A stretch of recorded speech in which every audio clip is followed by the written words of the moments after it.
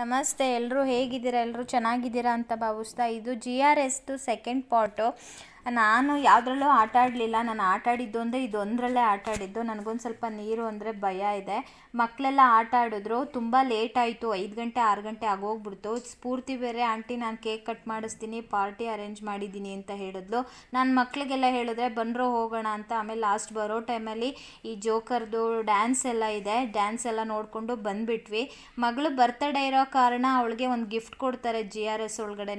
ಅವಳನ್ನ ಕರ್ಕೊಂಡೋಗಿ GRS ಒಳಗಡೆ ಅಲ್ಲಿ ಒಂದು ಫೋಟೋ ಫ್ರೇಮು ಮತ್ತು ಅವಳಿಗೆ ಇದೇನೇನೋ ಸೈನ್ ಎಲ್ಲ ಹಾಕಿಸ್ಕೊಂಡು ತುಂಬ ಖುಷಿ ಆಯಿತು. ಅದನ್ನೆಲ್ಲ ಕೊಟ್ಟರು ಅವಳಿಗೆ. ಆಮೇಲೆ ಸ್ಫೂರ್ತಿ ಒಂದು ಪಾರ್ಟಿ ಅರೇಂಜ್ ಮಾಡಿದ್ದು ಅವಳು ಬರ್ತಡೇ ಇರೋ ಕಾರಣ. ಅವಳನ್ನ ಕಂಡ್ರೆ ಸ್ಫೂರ್ತಿಗೆ ಇಷ್ಟ, ಸ್ಫೂರ್ತಿಗೆ ಇವಳನ್ನ ಕಂಡ್ರೆ ತುಂಬ ಇಷ್ಟ.